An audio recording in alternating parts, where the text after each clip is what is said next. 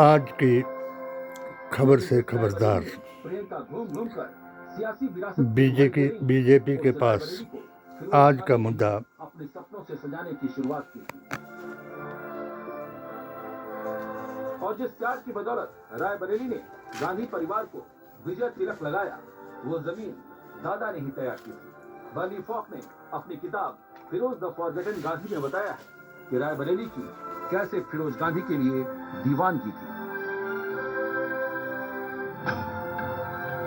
राजनीति की शुरुआत फिरोज गांधी ने इलाहाबाद से की थी। अपने सियासी सफर की शुरुआत वो इलाहाबाद से ही करना चाहते थे, लेकिन इलाहाबाद में उस वक्त नेहरू, शास्त्री, मसूरियादीन जैसे बड़े नेताओं का पहले से दावा था। स्वतंत्रता सेनानी रफी अहमद किदवई के कहने पर फिरोज गांधी रायबरेली से चुनाव लड़े। प्रचार में फिरोज गांधी को बहुत इज्जत मिला करती थी।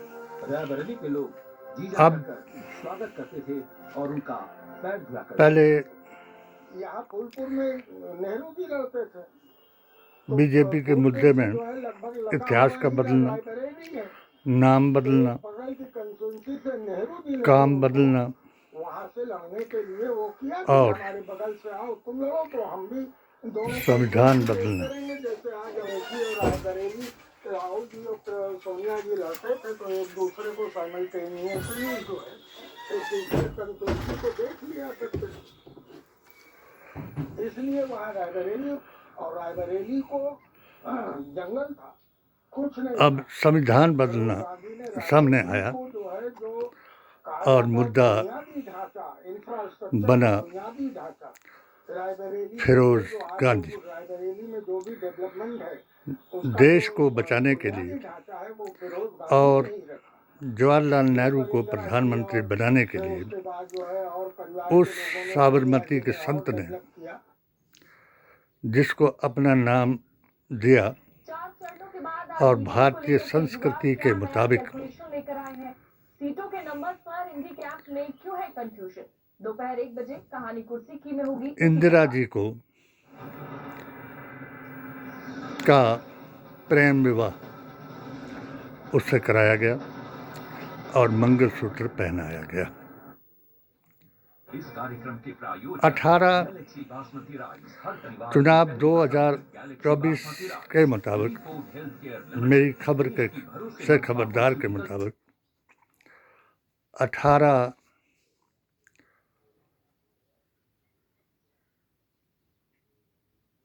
हमले किए।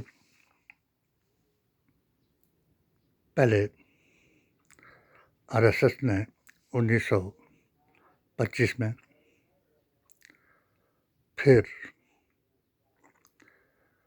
उसका मुकाबला किया जो शरिया के नाम पर नजदी मुल्लाओं को बुलाया अंग्रेज ने और इनको आपस में लड़ाया। उसका सामना किया पीलीभीत के हाशमती खानदान ने और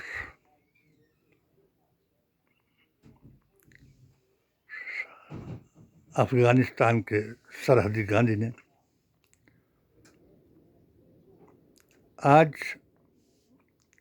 आज के समाचार के मुताबिक अब बीजेपी 4 चरणों को देख करके मुद्दाहीन हो रही है और अब उसके पोतों पर ये इल्ज़ाम लगाया जा रहा है कि वो फिरोज खान की कब्र पर नहीं है। आज उनको वो खान नजर आ गया। ये काम मेरी समझ के मुताबिक तो मोदी जी के उन लोगों को ज़रूर करना चाहिए जिस तरीके से आडवाणी जी ने जिन्ना की कब्र पर गए थे। और इसमें कोई बुराई नहीं है। मेरा आज की खबर से खबरदार कि इनकी बातों में आकर के हिंदू मुसलमान न किया जाए और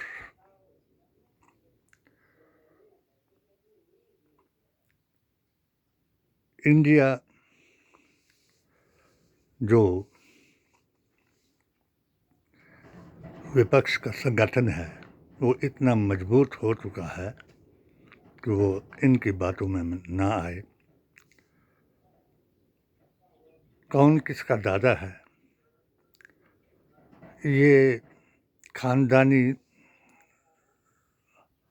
जो सिस्टम है वो अच्छे बाप का बुरा लड़का भी हो सकता है और बुरे बाप का अच्छा लड़का भी हो सकता है। इसीलिए दीन इस्लाम और मेरा HHAQ का पैगाम यही कहता है कि UCC लेकर के आखिरी अवतार हजरत मोहम्मद मुस्तफ़ा आए, जिन्होंने सबसे पहले रंग नस्ल का भेद मिटाया और दुनिया को संदेश दिया कि हम सब एक बाप की औलाद हैं और हम हक और बातिल पर हमारी जुदाई हुई है, सगे भाइयों से जुदाई हुई है, हाबिल और काबिल से। वो जुदाई हुई है हराम और हलाल के नाम पर। आज अगर कोई हराम और हलाल के नाम पर किसी धर्म की व्याख्या करता है तो वो धर्महीन है। यानी जो चीज़ें राम ने हराम बताई उनको कोई करता है तो वो सनातनी नहीं हो सकता, और जो चीज़ें हजरत मोहम्मद मुस्तफ़ा ने हराम बताई उनको करने वाला कोई मुसलमान नहीं हो सकता। ये है हमारा धार्मिक इतिहास और ये है वैदिक इस्लाम भारत की शान का पैगाम। मैं आज इस खबर को देख करके हर दिन कोई न कोई नया इल्ज़ाम इस खानदान पर लगाया जा रहा है जिसने महात्मा गांधी के नाम पर एक तपस्वी बनकर पूरे भारत को जगा दिया और मेरे PDA पिछड़ा वर्ग, दलित, आदिवासी, अल्पसंख्यक के अभियान के मुताबिक अभी 80% वोटर इन्हीं घृणित बातों से BJP से दूर हो रहा है, चाहे ब्राह्मण हो, चाहे राजपूत हो, चाहे पहलवान हो, चाहे नौजवान हो, चाहे किसान हो, और मुसलमान तो है ही है। मैं आज अपने इस वक्तव्य में हिमाचल प्रदेश के मुसलमानों को एक संदेश देता हूँ। यहाँ तो हिंदू मुसलमान नहीं हो सकता। एक ही बात यहाँ हो सकती है कि जो फार्मूला मैंने सुखविंदर सिंह सुक्खू जी के नाम से शादरा शरीफ रजौरी पुंछ से दिया था कि ये भारत हमारा है, ये हमें जान से प्यारा है, और अकीदे के नाम पर ही कश्मीर का विलय भारत के साथ हुआ है। अपने अकीदे को दुरुस्त करें, इनके झूठे प्रचार से ना डरें, क्योंकि निशाना इनके पास अब कोई भी हिंदू मुसलमान करने के अलावा कोई ऐसा मुद्दा नहीं रहा, क्योंकि ये डगमगा गए हैं। और ये इन जो 10, 11, 12 दिन रह गए हैं उसमें ये बड़ा एक भयंकर रूप धारण करके कत्ल-गात कराने की कोशिश करेंगे और उसमें भी मुसलमानों को बदनाम करेंगे जैसे कि आरक्षण के नाम पर हमारे माननीय प्रधानमंत्री मनमोहन सिंह जी को किया गया। मैं उस वक्त भी ऑल हिमाचल मुस्लिम वेलफेयर सोसाइटी का सीनियर वाइस चेयरमैन था जब हमने अपने 15 सूत्रीय प्रोग्राम को मनमोहन सिंह जी से मंजूर कराया। आरक्षण जो है वो जाति के नाम पर है, धर्म के नाम पर नहीं है। ये धर्म के नाम पर इसलिए बता रहे हैं कि जो जाति जनगणना के लिए प्रस्ताव दिया था, मैं तो उनका भी आदर करता हूँ, अपने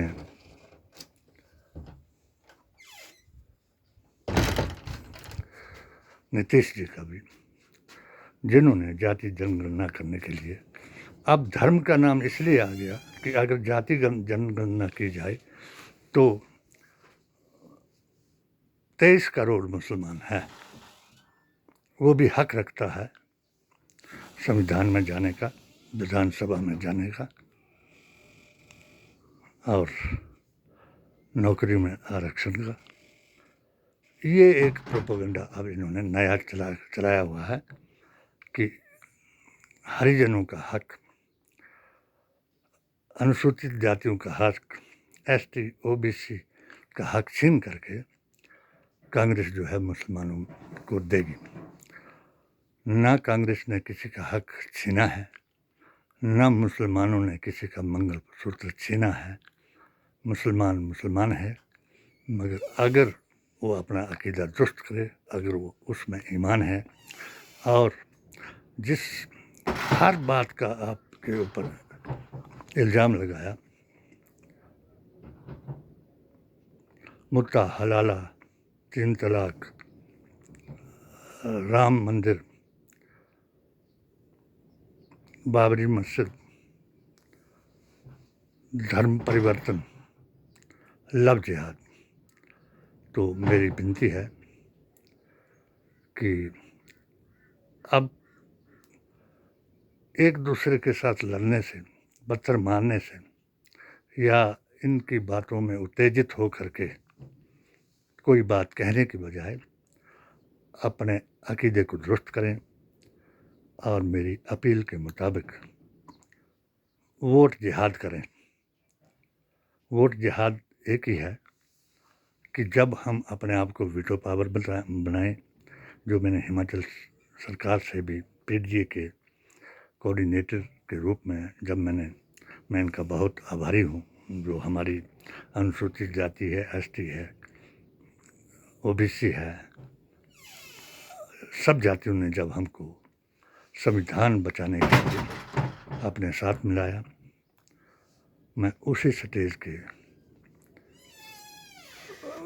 से जो मैंने भारतीय संविधान बचाने, अपना ईमान बचाने और अपना देश बचाने का निवेदन किया, उसी निवेदन का आप भी करता हूँ कि इनके अफवाहों पर, झूठी खबरों पर ध्यान न दें और हर खबर से मैं खबरदार करता हूँ। जब तक मैं जिंदा हूँ, 1 जून तक मैंने ये प्रण किया हुआ, 2 महीने से हमारा ये अभियान 3 स्टेटों में जारी है और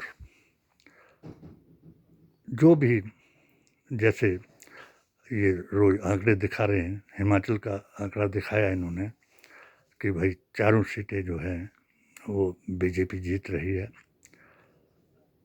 मैं ये यकीन दिलाता हूँ कि जो हमारा अभियान है, यहाँ तो हिंदू बहुल एरिया है, जिस तरीके से 40 बराबर 40 जमा 20 का फार्मूले से मुराद है कि मुसलमान खामोश हो जाए, सब्र और नमाज से काम ले। 40-40 अगर ये सारी जातियाँ अपने आप को 2 हिस्सों में बांट लेती हैं तो 20% वीटो पावर जो है, आप जिसकी तरफ जाएंगे तो उसकी जीत होगी। और मैं आश्वस्त करता हूँ अपने चारों कैंडिडेटों को कि जो अगर हमारे अभियान जो घर घर चला हुआ है, हर जगह हमने 11-11 आदमियों की कमेटियाँ 3 ही स्टेटों में वो कर दी हैं, उनका थोड़ा हौसला अफजाई करें। इस बात से ना डरें कि भाई तुम्हारे साथ कोई मुसलमान आएगा तो वो मुसलमान बनाया जाएगा, इसमें कोई शक नहीं। जैसे अब ये फिरोज गांधी को, जिस गांधी को बनाया राष्ट्र निर्माता महात्मा गांधी ने अपना नाम देकर, आज उसको ये खान बता करके इन 2 बच्चों को वहाँ जलीलो ख्वार करना चाहते हैं, तो इनको भी ऐसा नहीं करना चाहिए। इसमें कोई शर्म की बात नहीं है। जो आपका अभियान है उसको जारी रखें और इसको संभालेंगे केजरीवाल जी, अखिलेश यादव जी और लालू जी और उसके लड़के और ममता माया भी अपना मोह छोड़ करके पीडीए का साथ दें और इन्हें अलविदा कहें। जय हिंद, जय भारत।